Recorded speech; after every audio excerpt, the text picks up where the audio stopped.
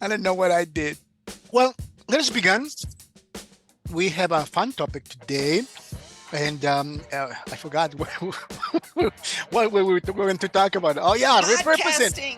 Well, repurposing is meant to kind of share that in different ways on different platforms so that folks can discover it.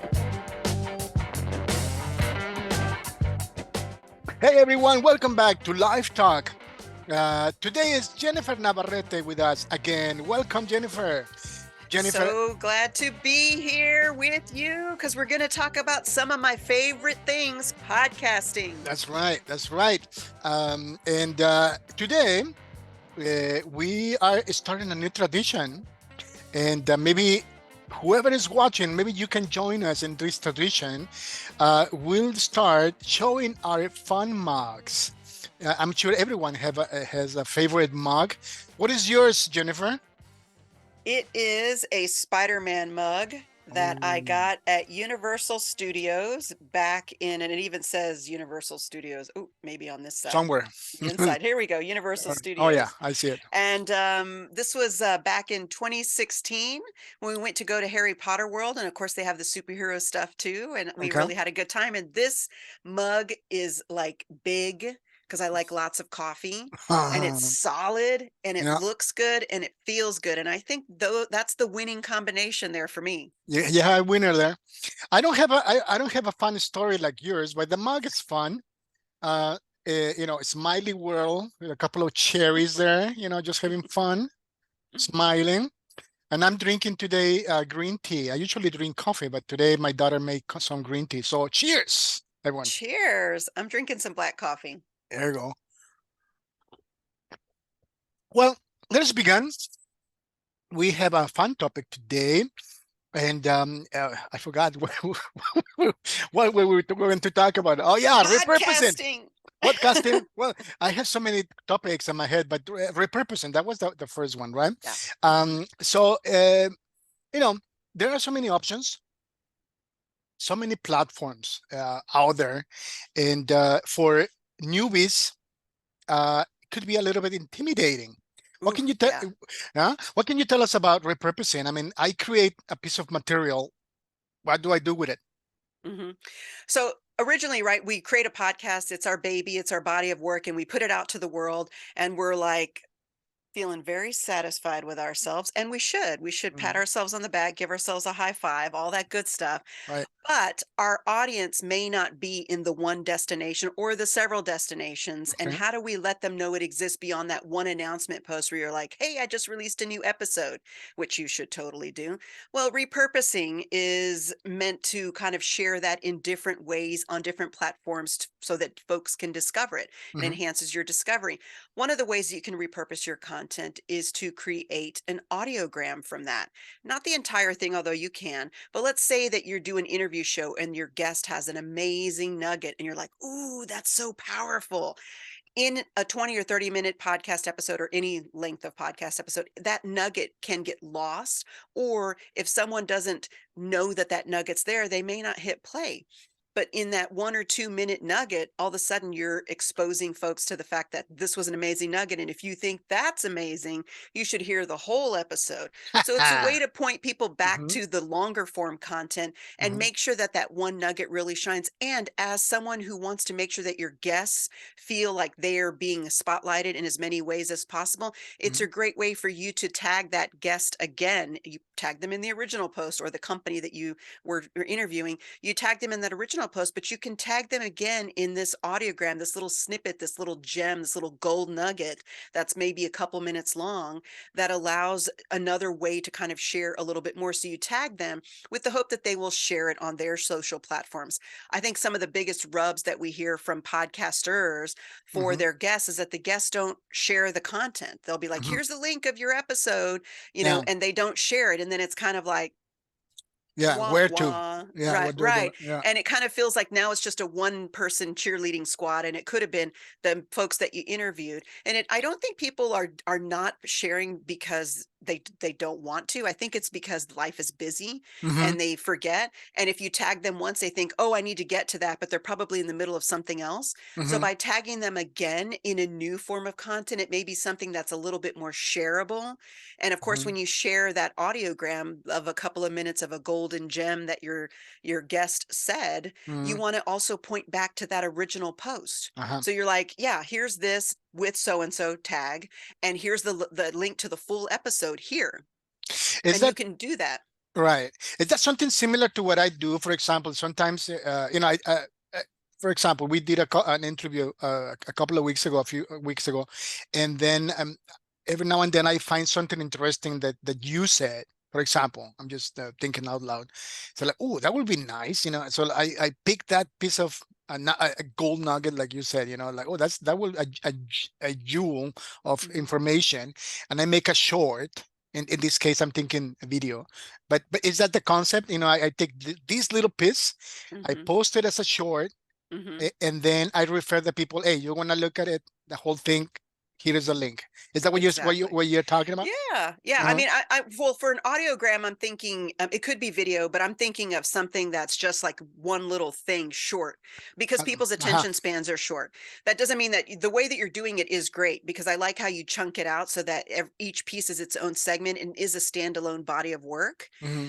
This is literally like one thing. And I have a client podcast that I produce. Hmm. And at the beginning of every episode, we put a hook, what we Hmm. call a hook, Hmm. which is just something that the person that was interviewed said during the episode that we think is like, ooh. Hmm. So we put the hook in the very beginning of the episode. So you hit play and Hmm. you hear the interviewee with that hook, because Hmm. hopefully it hooks you in so Right. that you'll stay and listen to the rest of the episode to get a sense of where does that come from. Hmm. So it's kind of like that, but in a more Hmm. of a standalone form, so Yeah. that it is its own body of work in and of Mm. itself, but really it's just a hint or a Okay. hook to really what the broader scope of the interview is or the podcast is or the episode is. Hmm. So it's kind of that invitation to go deeper. And even if folks don't go deeper, they at least get a sense of who The, you are, what right. your show is about, and about your guest. And again, another opportunity for your guest Hmm. to get pinged again or tagged again so that maybe they will share it if they didn't share it the first time because it Right. was life is busy. And because that piece is a piece of itself, they take something with, they don't, if they don't have the time to listen to the whole thing, Right. at least They they. still get something of value. That's right. That's right. So walk us really quick through. I mean, this is a creative process. Yeah. Can you give us an example? How does the little jewel comes first, or the masterpiece, the big podcast? The big. Which one is the Mhm. first in your case? So as a podcast producer, as an editor, when I'm listening to when I'm going through the editing process, I'm Mhm. listening for potential hooks. Okay. And when I hear something, I'm like, ooh, that sounds pretty good. I will actually put what I think are potential hooks to the Hmm. side. Hmm. Now, I was there when it was originally recorded, but when it's originally recorded, I'm in a different mindset. Okay. I'm there recording, making sure that I can hear everything, writing down things where I need the guest to repeat it because maybe it was pixelized or digital, the audio got a little warbled. So I'm Hmm. listening for those types of things. Now, when I go through the editing process, I'm actually listening Hmm. for it's a totally different mindset. So I'm listening. Hmm. And so as I'm listening and I find those hooks, I will put them to the side. I'll use Hindenburg Pro. And so they have a clipboard. I'm sure all other platforms do too, but I'll put it in a clipboard and title it hook and I'll just put them there. If I find two or three, I'll re-listen to each one and find the one I think works best. Hmm. Sometimes though, there's maybe two that are like so good that I have trouble going which one should be the hook. Cause mostly Hmm. my clients trust me to find the hook. And if Hmm. they are absolutely like, nah, I really don't like that, although that's very rare, Hmm. it has happened once, then they just go, oh, yeah, that's a great hook. But sometimes I'm like, these two are really good. And I don't want to be the one to pick because I Right. like them both. So Yeah. I will actually send it to the client and go, pick a hook. Right. And they're Right. like, okay, so that puts that in their corner. So in the process of listening Mhm. to the entire episode, in the editing process, I'm also listening for the hook. Okay. And in that way, that also helps me listen for potential audiogram Hmm. opportunities where I can go, you know what? this would make, so the hook is usually under, maybe 30 seconds. You don't want it to be really long because you want to Right, get right into the show. An audiogram is probably up to a couple of minutes, anywhere from 1 to 2 minutes. So it's a little bit of a longer frame. right. And so it could be either something else entirely, or it could be an expansion on that original short hook. Yeah. I was going to ask you that. I mean, the hook is something that you take out of the podcast itself, Mhm. to lure the people, hey, come in and listen to us, which is great, because I want to get a taste of it before I listen to the whole thing. That's Before you good. commit. Right. Yeah. But then the audiogram is something that could be something independent, but it has to Yes, do with your material, with your podcast. absolutely. Okay. All right. Hmm. And is that difficult in your case? I mean, does it, I mean, some things you mentioned it happens during the editing process. What about Hmm. the audiogram? Do you think about it later on or?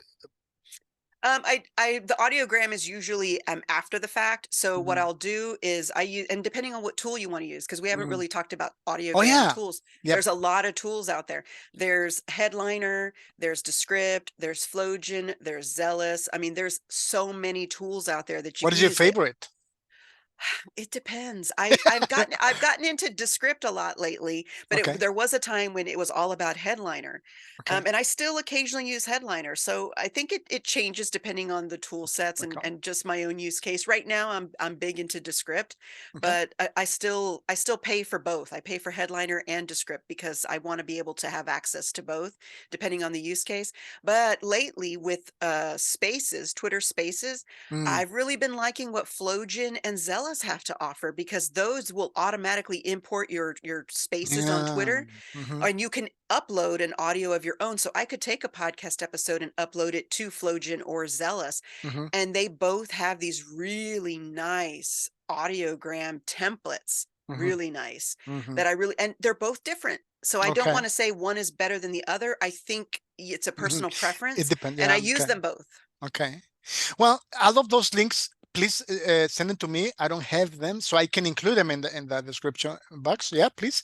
And Hmm. at the same time, remind our audience, uh, all of Jennifer's contact information is also in the description box if you want to get in touch with her, because she's a coach. Do you do train people? I mean, individuals, but groups, Right. companies. Yeah. Tell us a little Yeah. bit about So that.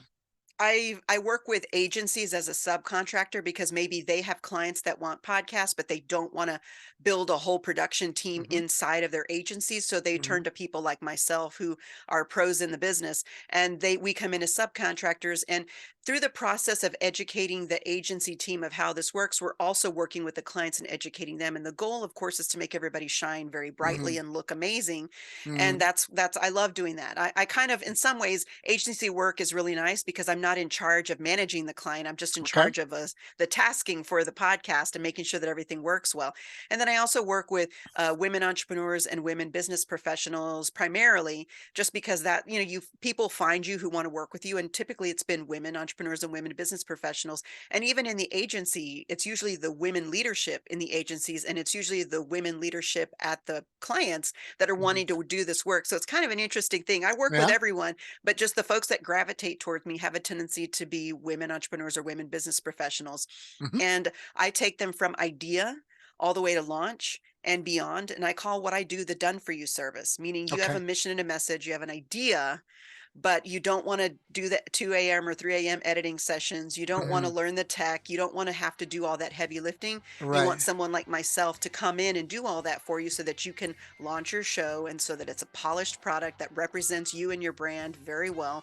And I Hmm. enjoy that. I kind of think of what I do as kind of like audio magic. Yeah, I know. I've seen your material. I heard it too. So very good. Very good. So there you go, people. Entrepreneurs, people in leadership, marketing, agencies, get in touch with her, with Jennifer. You will be in good hands, in good hands, right? I'm thinking. Absolutely. I'm mixing languages. Sorry, Jennifer. Well, there you go. Anything else you want to add before we end this short episode today in regard to audiograms and the ideas you share with us today? I think audiograms are a great way to take this amazing body of work that you've created, this single episode, and just allow it to shine in a different and new way. And there's a lot of great tools out there. Try them all. Find the one that makes sense to you and then go for it. There you go. Very good. Thank you. Thank you very much, Jennifer. Be creative, people. And until the next episode, we wish you all a successful and blessed day. Cheers, everyone.